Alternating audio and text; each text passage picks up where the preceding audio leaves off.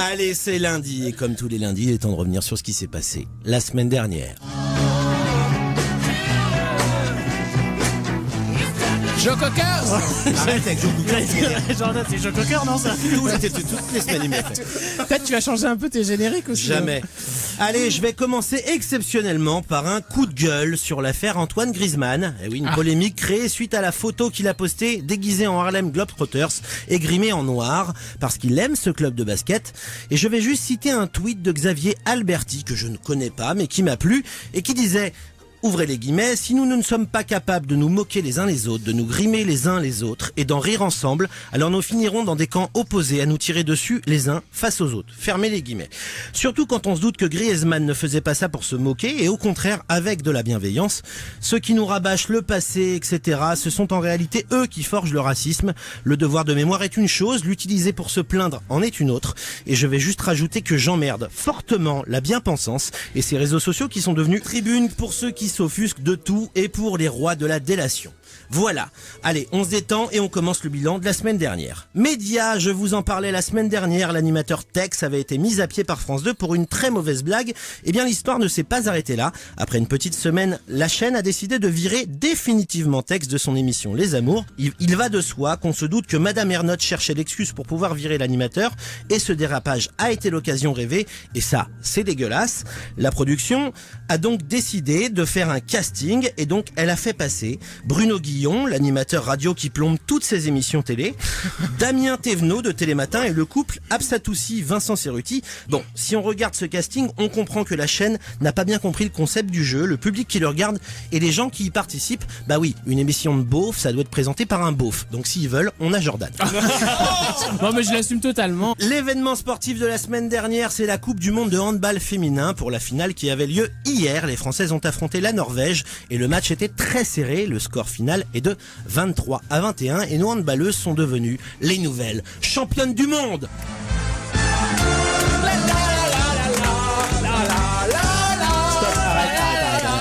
Arrête Jimmy, arrête. Non, sans déconner. Mais qu'est-ce qu'il y a ? Non mais sérieux. Vous êtes là à chanter la.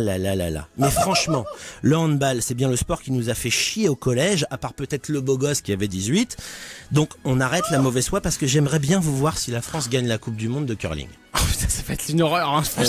Moi je pourrais pas, hein. Bon allez, je continue et là ça va faire plaisir à Jordan. Samedi soir avait lieu l'élection de Miss France 2018 et au terme d'un suspense insoutenable où le jury et le public ont pu voter, c'est finalement Maëva Cook qui a gagné. La jeune femme était digne représentante de la région Nord-Pas-de-Calais, ce qui fait en 4 ans, la région du nord de la France a gagné 3 fois quand même, c'est assez énorme. Bon, en même temps c'est normal, si toute sa région, qui est aussi sa famille, peut voter, c'est plus facile de gagner. Voilà.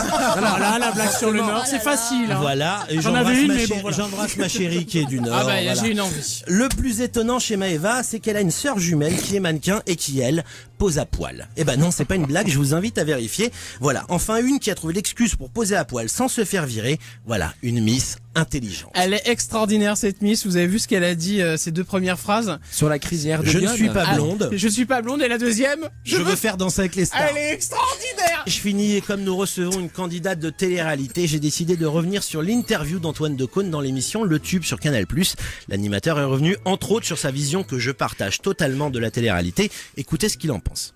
Le mélange de voyeurisme, d'exhibitionnisme que ça provoque chez les gens, la fausse notoriété qu'il faut pas confondre avec la popularité, ce petit instant dans la lumière qu'après ils payent très très cher. Pour moi, c'est de la mauvaise télévision. C'est-à-dire c'est une télévision qui divertit au sens littéral du terme, c'est-à-dire que ça fait penser à autre chose, mais qui n'apprend rien. Arrêtez de foutre de la merde dans la tête des gens.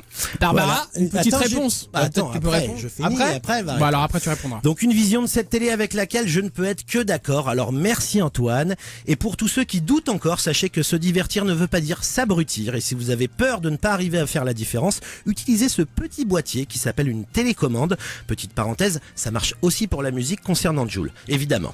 Avant de conclure, je voudrais souhaiter la bienvenue à ma petite nièce Lou qui est née samedi. je me fais mon petit Non, message mais attends, perso. mec, il est si. sérieux, lui? Voilà, un bilan très rassurant, mais ça, c'était la semaine dernière. Le bilan pour Lou, il est pas rassurant du tout, hein, parce que Léon, elle sait pas dans quelle famille de cinglés elle vient de tomber, la chérie. Est-ce que t'as une petite réponse à donner à Antoine Decaune, Barbara, qui toi sort de Secret Story, donc. Il a qu'à changer de chaîne alors à ce moment-là. Voilà. Bah oui, c'est ce que C'est tout. Voilà. Non mais t'es d'accord avec lui sur le fait qu'il dit que voilà ce sont vraiment des émissions qui servent à rien, enfin où il est quand même assez difficile avec ça, alors que c'est quelque part des émissions qui existent parce qu'il y a un public. Attention, il parle bien des méfaits de ces émissions, pas des candidats en eux-mêmes. Hein. Il parle Enfin bien bon, des je suis désolé, méfaits. il parle quand même des candidats quand il dit ça. J'adore avec la musique de Noël. Ça fait très sérieux. Moi, Ouais. j'étais On est moi, j'étais bienveillant, un peu là. d'accord avec lui. C'est vrai que la télé-réalité, c'était pas quelque chose qui me branchait. Mais finalement, j'en suis très fière. Je suis très fière d'avoir fait ce que j'ai fait. Et ça m'a beaucoup fait grandir. Et ça m'a beaucoup appris. Donc, je ne regrette absolument rien.